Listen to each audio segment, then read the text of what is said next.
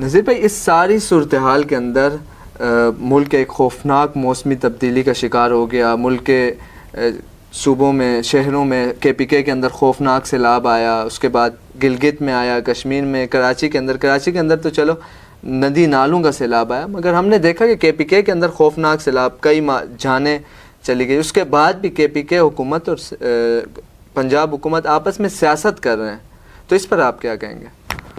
دیکھیں، یہ تو جہاں پہ سیلاب آیا ہے جیسے KPK وغیرہ میں 650 کے قریب لوگ جو ہے نا وہ سیلاب میں بہہ گئے، اور تقریباً ابھی بھی لاشیں نہیں مل رہی. 30,000 کے قریب جو ہے نا افراد جو ہے وہ بے گھر ہو چکے ہیں، اور اسی طرح جو ہے سینکڑوں لوگ جو ہے نا ایسے ہیں کہ جو ابھی بھی لاپتہ ہیں. جی اور لوگ ڈھونڈ رہے ہیں، اپنے پیاروں کی لاشیں تلاش کر رہے ہیں. جی. تو میں نے کل ویڈیو بھی دیکھی اس حوالے سے کہ ایک آدمی جو ہے وہ بات کرتے ہوئے میڈیا سے کہہ رہا تھا کہ ہمیں کھانا پینا نہیں چاہیے، ہمیں وہ سامان چاہیے جن سے ہم کھدائی کر کے اپنے پیاروں کی لاشیں نکالیں. گورنمنٹ کو تو چھوڑیں، چاہے KPK یا پنجاب یا کوئی بھی حکومت ہے، میں تو اس پہ وہ نہیں کر سکتا. وہ تو ہماری قوم جانتی ہے کہ کتنا کیا کر رہی ہے، کون کیا کر رہا ہے. جی.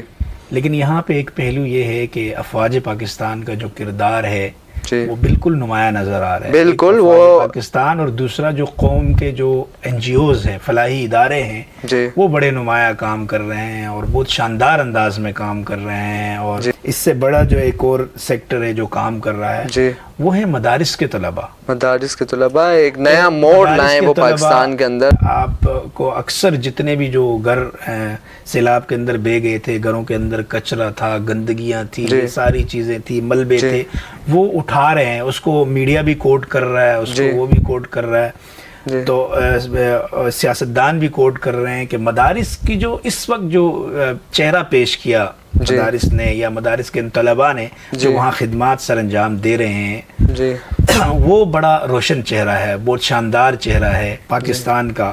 یہ وہی مدارس ہیں جن کو کہ ماضی میں کہا جاتا تھا کہ اللہ معاف کرے کہ ان کے اندر انسانیت کے دشمن ہیں، ان کو یہاں تک کہ دہشت گرد کہا گیا، مدرسے کو جہالت کی فیکٹری تک بھی کہا گیا. تو آج یہ وہی ہیں جن کو آپ نے لاوارث سمجھا، جن کو آپ نے ہمیشہ آپ کا ستیلا سلوک رہا، آپ نے ان کے ساتھ وہ رویہ نہیں رکھا جو آپ نے معاشرے کے دیگر تعلیمی اداروں کے ساتھ رکھا. آپ اگر حکومت ان مدارس کے ساتھ، ان مساجد کے ساتھ، ان علماء کے ساتھ اپنا ایک تعلق جوڑ دے تو یہ ہر گلی میں فلاحی ادارے بھی ہیں، فلاحی تعلیمی ادارے بھی ہیں، اور آپ کی جو کمیونٹی سینٹر بھی ہیں. یہ جو معاملہ موسمیاتی تبدیلی کا ہے، یہ موسمیاتی تبدیلی کا جو معاملہ ہے، یہ صرف پاکستان کا نہیں، دنیا بھر کا ہے. یہ صرف ہمارے ہاں نہیں، یہ پوری دنیا میں ایک بڑا چیلنج بن چکا ہے. صحیح ہے. اس میں جو آپ کا ہاتھ ہے، آپ پوری دنیا نے کنٹرول رکھا ہوا ہے نا. حامد میر کا وہ پروگرام، اس نے باقاعدہ دکھایا لکڑیاں آئی ہیں، کٹی لکڑیاں، کس نے کاٹی؟ وہ جنگل کا صفایا کس نے کیا؟ اس کو روکنے کے لیے ایک اور بات میں آپ کو بتاؤں کہ حکومت صرف روکتی ہے بعض اوقات جنگل کاٹنے سے، متبادل نہیں دیتی. بالکل صحیح. مثلا جیسے میں جس علاقے میں رہتا ہوں وہاں لکڑی سے سب کچھ ہوتا ہے، گھر لکڑی سے بنتے ہیں، اچھا کھانا پکانا لکڑی سے ہوتا ہے، ساری چیزیں لکڑی سے ہی ہوتی ہیں. اب اگر حکومت مجھے متبادل نہ دے کر، متبادل سہولیات مہیا نہ کر کے مجھے بولتی ہے کہ تم جنگل نہیں کاٹو، میں کیا کروں؟ میری زندگی کا سہارا ہے جنگل. صحیح ہے.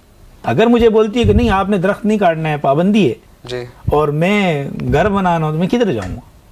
آپ نے متبادل دی ہے، آپ نے وہ روڈیں دی ہیں، آپ نے وہ سہولیات دی ہیں، آپ نے کچھ بھی نہیں دیا، آپ صرف پابندی لگانا جانتے ہیں. اور اس طرح کا اگر کر کے آپ جنگل کو بچائیں گے یا موسم کو تبدیلیوں سے محفوظ رکھیں گے تو یہ ناممکن ہے.